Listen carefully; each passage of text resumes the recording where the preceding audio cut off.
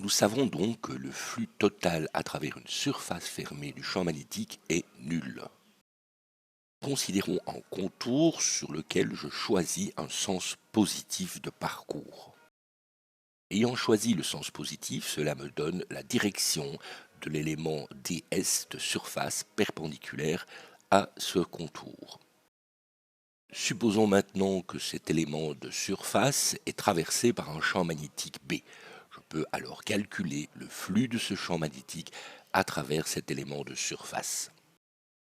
En 1831, Michael Faraday découvre que si ce flux varie au cours du temps, alors il apparaît une différence de potentiel aux bornes de ce circuit. C'est-à-dire qu'il y a un courant qui se met à circuler, qui est induit par la variation de ce flux. La différence de potentiel est égale à moins la dérivée par rapport au temps de ce flux, c'est-à-dire le courant IR qui circule dans ce circuit est égal à moins la dérivée du flux par rapport au temps. Ce moins est appelé aussi la loi de Lenz pour dire que le courant qui va circuler dans ce circuit s'oppose à la cause qui le fait naître, c'est-à-dire à la variation de flux au cours du temps. Cette loi est fondamentale puisqu'elle permet par variation de flux du champ magnétique de produire de l'électricité, de produire des courants électriques. On n'a donc plus besoin de batteries, de réactions d'oxydoréduction pour produire de l'électricité. Dès 1881, par exemple, le zénogramme sera capable de fabriquer une machine capable de produire des courants continus, machine qu'on appellera dynamo. Les deux petits films qui vont suivre illustrent l'apparition de courants induits et la loi de Lenz, à savoir que ces courants font en sorte de s'opposer à la cause qui le fait naître.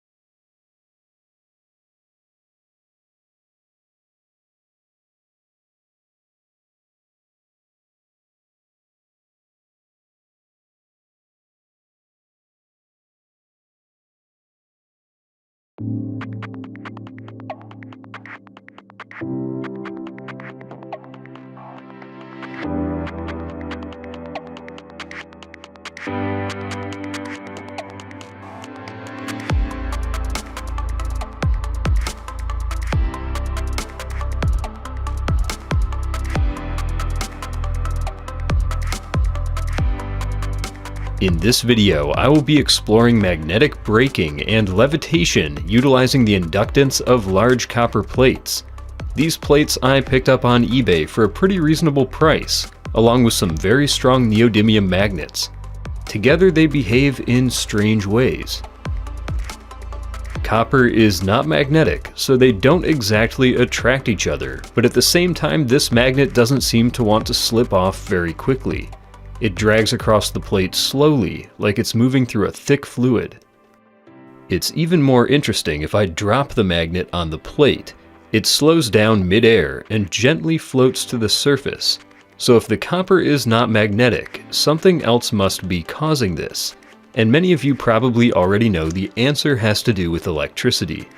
When a magnetic field moves through copper and many other metals, it causes electrons to reorganize themselves and flow in a circular pattern perpendicular to the oncoming magnetic field. Of course, the electrons were perfectly happy being where they were before the magnet tried moving them around, and so they resist this movement by generating a temporary magnetic field of their own. There's no attraction or repulsion, just resistance to change. One way that we can prove this resistance is due to the flow of electricity is by replacing the copper plates with a copper coil. This coil of wire is not connected at the ends, and so it does not form a complete electrical circuit. If we tried to make electrons flow around this coil, they would have nowhere to go, and we can tell this is the case because when I drop a magnet through the center, there is no resistance. It falls through the coil as if it were not even there, no slowing down at all. If the resistance to movement we saw with the copper plate was an inherent property of copper, nothing to do with electricity, the magnet should still slow down, even with a disconnected circuit.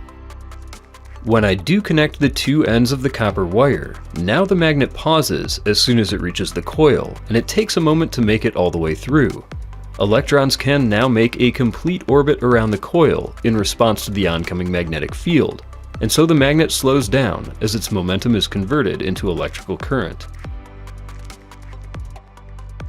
If I once again disconnect the coil and bridge the circuit with an LED, we can see a better indication of the electricity. The LED is very efficient, so powering it doesn't slow down the magnet quite as much as when the circuit was closed directly. This is a simplified model of how the majority of the world's electricity is generated. There are many different types of power plants, but most of them are just trying to figure out different ways to more efficiently move magnets through coils of wire. Now back to the copper plates, we can't so easily get electricity from these like we can from a coil, but the electrons are still flowing and cause very heavy resistance to a strong magnet. Because of this, we can do some interesting things like manually levitate a magnet above the surface. I'm doing this by holding a second magnet underneath the plate. It's not easy to make a magnet float in this way, but it is fun to practice. I found that using a very wide magnet on top and a smaller magnet underneath is the most controllable setup. I made a small stand to hold my copper plates out of wood and acrylic glass. The resistance to movement caused by the electrical inductance in the copper is the only reason this levitation is possible. On a surface without this property, a magnet will fly right off the side as soon as you try to lift it with a second magnet. Despite the resistance that we've seen to change, magnetic fields pass right through copper as if it were not even there, as we can see by how I'm able to rotate this small cube magnet from a long distance away, even with the copper plate separating the magnet in my hand. Replacing the disc magnet with this smaller cube in the earlier setup allows me to walk it across the surface like a little robot, and the motion damping provided by the copper gives me very precise control.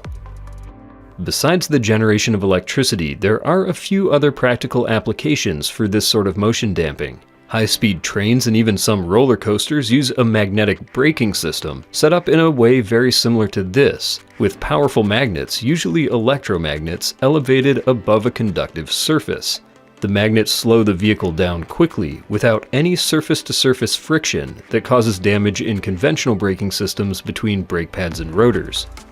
My favorite tabletop demonstration of magnetic braking is to swing a magnet toward a chunk of copper like a wrecking ball. The magnet loses all of its momentum at the very last moment in a way that almost looks supernatural. It reminds me of a scene in the second Matrix movie where Neo stops bullets in midair. What's really happening is of course the same thing that has happened in my other examples. The magnet's momentum is slowed by opposing magnetic fields generated by the flow of electrons in the copper. And since the electrical energy isn't being collected by a circuit for any useful purpose, it dissipates into the lump of copper as heat. So the copper actually gets warmer every time I swing the magnet toward it, but by such a small amount that measuring the change would be very difficult. All of the things that you've seen demonstrated in this video are described by two scientific principles: Faraday's law of induction and Lenz's law. So if you'd like to learn in more detail than what I was able to demonstrate here, you should read up on those laws, and I'll put links in the video description below for you to do just that. Now, since you found yourself watching this video, presumably you enjoy learning like this, learning about science and the world around us. And so I know you'll enjoy my sponsor for this video, Brilliant.org. Brilliant is an educational website that offers a large series of progressive courses through various subjects that allow you to learn in a really engaging way. They offer courses on physics of the everyday, astronomy and logic, and puzzles. That's one of my favorite courses that I've been working through myself, that allows you to work through lots of different logical puzzles that keeps your mind engaged and gets you in the mood for learning. It really helps you to learn in a lot of other subjects to be engaged with puzzles and logic, because it just keeps your mind active and allows you to figure out various problems. This can also be a great complement for school courses and textbooks. If you're trying to learn, say, about mathematics, you can go through Brilliant's course, which allows you to do it in a really fun way as a great complement to your paper textbook. This will help you learn a lot faster and in a way that you will remember because you've had fun doing it. So check out Brilliant.org, and if you do, go through the link in my video description below so that they know I sent you. And the first 200 people will get a special offer through Brilliant, so do it quickly if you'd like to check them out so you can get that offer. I hope you've enjoyed this video. I want to thank you for watching, and please leave me comments below. I would love to hear from you. I'd love to hear your ideas for future projects and feedback on this video. I still read all my comments, and I love hearing from you. So thank you for watching. I'll see you next time.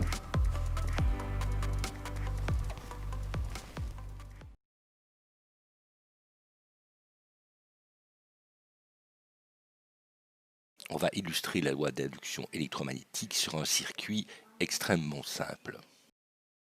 Ce circuit est rectangulaire. D'un côté, il a une résistance électrique R, et de l'autre côté, je ferme ce rectangle en posant sur les deux fils électriques une barre conductrice qui est capable de bouger.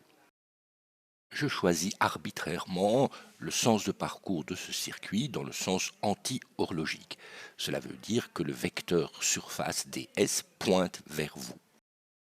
Supposons maintenant que cet élément de surface est traversé par un champ magnétique qui pointe aussi vers vous. Il y a donc un flux de ce champ magnétique à travers cette surface. Pour faire varier ce flux, je vais faire varier la surface en tirant avec une vitesse v la barre qui se trouve à droite.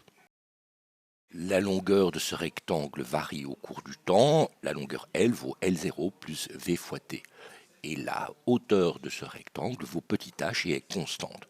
En conséquence, ce flux vaut b, qui est constant, fois L0 plus vt, le tout fois h. Le flux variant au cours du temps, il y a une différence de potentiel qui apparaît dans ce circuit, et donc un courant I qui est induit par la variation de flux circule dans cet élément de circuit. I fois R égale moins la dérivée du flux, donc moins B fois V fois petit h. Le signe moins indique donc que le courant circule dans le sens opposé du sens positif que j'ai choisi sur ce circuit. Le courant I circule de telle façon à créer un champ magnétique à l'intérieur de ce circuit qui s'oppose à la cause qui le fait naître, à savoir ici l'augmentation de la surface. Comme j'ai un courant I qui circule dans ce circuit et que ce courant est plongé dans un champ magnétique, il y a donc la force de Lorentz qui va s'exercer sur la barre qui est en mouvement. Cette force est une force de freinage et elle vaut B fois I fois la longueur de ce petit bout de fil, à savoir petit h. J'insère la valeur de I et je trouve que la force est B carré H carré fois V divisé par la résistance R.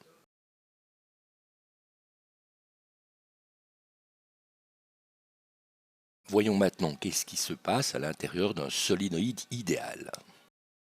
Nous savons que dans un solénoïde idéal, il règne un champ magnétique à l'intérieur qui vaut μ0 fois le courant I fois le nombre de spires qu'il y a sur une distance petit l. Les spires forment des cercles et donc ce champ magnétique à l'intérieur du solénoïde traverse la surface de chaque spire. On a donc un flux total à l'intérieur de ce solénoïde parfait qui vaut B fois le nombre de spires fois la surface d'une spire. Si on insère la valeur de B, le flux total à l'intérieur du solénoïde, c'est mu0 fois n carré, le nombre de spires, fois la surface S d'une spire, divisé par la longueur petit l de ce solénoïde, le tout fois l'intensité de courant I. Ce flux peut varier au cours du temps si le courant I varie au cours du temps, parce qu'on ne change évidemment pas la section de ce solénoïde, ni sa longueur, ni le nombre de spires. Donc si le courant I varie au cours du temps, il y a une différence de potentiel qui va apparaître aux bornes de ce solénoïde, et cette différence de potentiel est égale à une constante multipliée par la dérivée du courant I par rapport au temps. Cette constante s'appelle l'inductance et est mesurée en Henry. Avec le condensateur et la résistance, nous avons maintenant un troisième élément qu'on appelle une auto-induction et dont le symbole représente les petites spires. Lorsqu'il y a un courant I qui circule à l'intérieur de cette auto-induction, il apparaîtra une différence de potentiel aux bornes de cette auto-induction qui sera L, l'inductance multipliée par la dérivée du courant I par rapport au temps. Essayons de résoudre le circuit qui contient un condensateur et une auto-induction. Je choisis la charge positive à gauche et la charge négative à droite pour le condensateur et je choisis le sens du courant qui va de B à A. Il n'y a pas de nœud dans ce circuit et donc je vais partir de A et revenir vers A. La différence de potentiel total est nulle et donc quand je vais de A vers B, j'ai le condensateur, donc c'est Q sur C. Et puis comme je vais de B à travers l'auto-induction, j'ai plus L fois la dérivée de I par rapport au temps et tout cela fait 0. Le courant I va vers la charge positive et donc le courant I n'est rien d'autre que la dérivée de Q par rapport au temps. Donc l'équation de ce circuit est L fois la dérivée seconde de la charge par rapport au temps, plus 1 sur C fois la charge est égal à 0. Donc j'obtiens une équation différentielle du second degré sur la charge électrique. La dérivée seconde de la charge électrique par rapport au temps est égale à moins 1 sur LC fois la charge Q. On peut résoudre cette équation en se souvenant que la dérivée seconde d'un sinus est moins un sinus et que la dérivée seconde d'un cosinus est moins le cosinus. Donc la charge électrique Q à tout instant t sera une combinaison linéaire d'un sinus oméga fois t plus un cosinus de oméga fois t, où oméga est égal à 1 sur la racine carrée de L fois C. Donc ce circuit présente une charge qui oscille de façon sinusoïdale au cours du temps, donc aussi un courant qui oscille de façon sinusoïdale au cours du temps. Ce circuit oscillant est la base fondamentale de la fabrication de toute onde électromagnétique. Il y a un courant I qui oscille, donc un champ magnétique variable à l'intérieur mais aussi à l'extérieur de ce solénoïde. Et Maxwell va prouver que cette oscillation va engendrer une oscillation du champ électrique et que tout ça va fabriquer ce qu'on appelle une onde électromagnétique qui va se propager dans l'espace.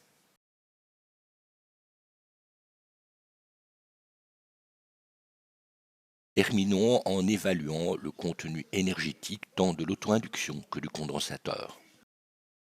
Nous savons que la puissance électrique, la puissance de la force électrique est égale au courant I multiplié par la différence de potentiel ΔV. Pour le condensateur, nous avons donc I fois ΔV est égal à I fois Q sur C. Mais I est égal à la dérivée de Q par rapport au temps, et donc on voit que la puissance est la dérivée par rapport au temps de Q carré sur 2C. Pour l'auto-induction, nous avons que la puissance est égale à I fois L fois la dérivée de I par rapport au temps. Et donc on voit que la puissance est égale à la dérivée par rapport au temps de 1 demi LI carré. Et nous savons que la puissance n'est rien d'autre que la dérivée de l'énergie par rapport au temps. Donc dans un condensateur, le contenu énergétique vaut Q carré sur 2C, et dans une auto-induction, le contenu énergétique est 1 demi LI carré.